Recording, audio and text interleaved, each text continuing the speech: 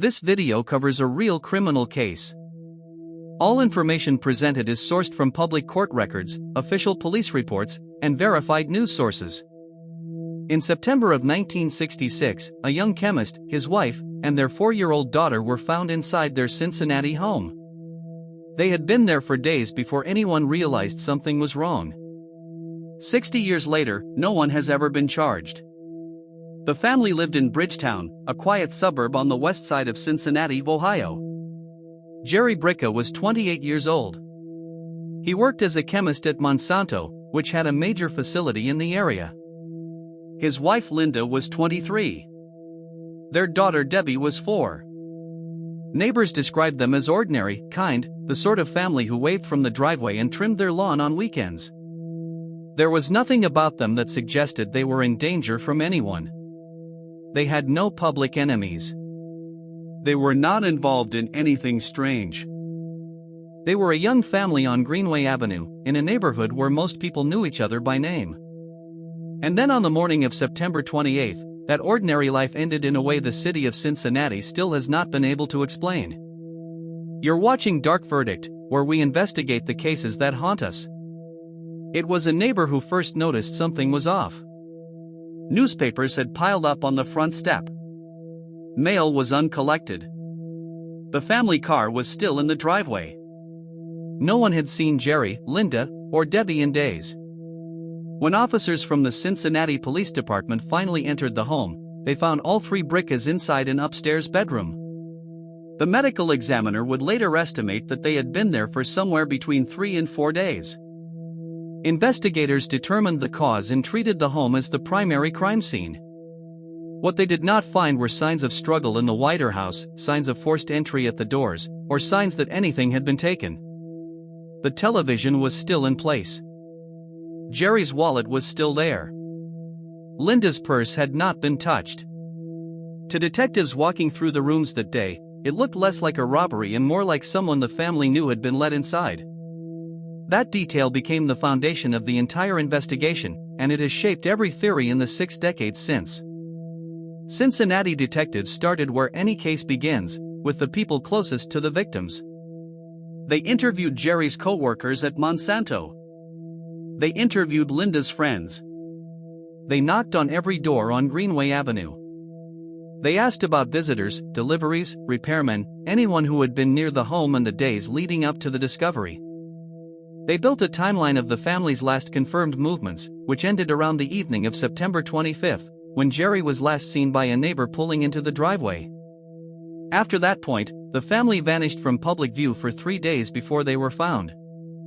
Every lead investigators developed in that first month seemed to dissolve. A neighbor reported an unfamiliar dark sedan parked near the corner of Greenway and Bridgetown Road on the evening of the 25th, but the description was too vague to chase. Detectives looked into a man who had reportedly shown unusual interest in Linda, a local acquaintance who had been seen speaking with her at a neighborhood store earlier that month, but he was cleared after producing an alibi. They explored whether Jerry's work as a chemist could have made him a target, given Monsanto's profile at the time and its herbicide research programs, but nothing in his specific job duties pointed to a motive. The Cincinnati Police Department interviewed more than 400 people in the first year alone. They polygraphed family members. They followed up on anonymous tips. They consulted with the FBI field office in Cincinnati. Nothing produced a suspect strong enough to charge. By the end of 1967, the case had gone quiet, not because investigators had stopped trying, but because they had run out of leads to follow. For years after that, the file sat in the cold case section, opened only when a new tip came in or a new detective decided to take a fresh look. There were several of those fresh looks. In the 1970s, detectives revisited the original interviews and reopened questions about a delivery driver who had serviced the Greenway Avenue route that September. In the 1990s, when DNA technology became practical, investigators looked again at whatever physical evidence had survived from the 1966 scene, including fingernail scrapings and fiber samples preserved from the original autopsy. Some material was re-examined at the Hamilton County Coroner's Lab. Some was lost to time or to the limits of how evidence was stored in the years before forensic preservation became standard.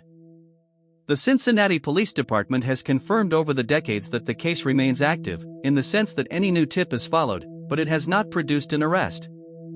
And here is where the investigation hit a wall that no forensic advance could climb. As the years passed, the very people who could answer the most basic questions began to die. Jerry's parents passed away without ever learning who killed their son. Linda's family lost members one by one, including her sister, who had spoken with her by phone in the final week and was considered the last family member to hear her voice. Residents who lived on Greenway Avenue in 1966 grew old and died. The Monsanto co-workers who had been interviewed in the first round of inquiries were gone, including the lab supervisor who had signed Jerry out of the building on the afternoon of the 25th. By the time DNA reanalysis became truly powerful in the 2000s and 2010s, the human side of the case, the people who might have remembered a small detail, a name, a face at a window, had largely disappeared. Where the case stands today is the question every Cincinnati true crime reader eventually asks. As of 2026, 60 years after the family was found, the Bricca case remains officially unsolved. No one has ever been charged. No one has ever been publicly named by the Cincinnati Police Department as a person of interest in a way that led to prosecution. The cold case unit still keeps the file, which by the late 2010s had grown to more than 12 bankers' boxes of interviews, photographs, and memoranda. Investigators have said over the years that they believe the answer is somewhere in the original interviews, in the names that came up in 1966 and were cleared, or in a name that should have come up and never did. The absence of forced entry continues to point investigators towards someone the family trusted enough to let into the home on a quiet weekend evening in September. But trust, in a 60-year-old case, is not evidence. And evidence is what a Hamilton County prosecutor would need. There are reasons the Bricca case stays in the public memory in Cincinnati. The family was young. The daughter was a child. There was no obvious motive. The crime happened in a suburb where this kind of thing was not supposed to happen. And the absence of an answer, sustained over 6 decades, has turned the case into one of the most cited cold cases in Ohio. Local journalists at the Cincinnati Enquirer return to it on anniversaries, with notable retrospective pieces published in 1991, 2006, and 2016. Cincinnati podcasters and writers have covered it, and the story has been picked up nationally in true crime roundups of unsolved American family murders. Each new generation of detectives who joins the Cincinnati Police Department inherits the file, and from what former investigators have said publicly, almost every one of them has at some point pulled it out and read through it. The Bricca case is unusual among cold cases because of the gap between how much investigators learned and how little they could prove. They knew when. They knew where. They believed they knew, in general terms, the kind of person responsible, someone known to the family, someone who could approach the front door without raising alarm. What they did not have, and have never had, is the one piece of physical evidence or testimony that would close the gap between theory and arrest.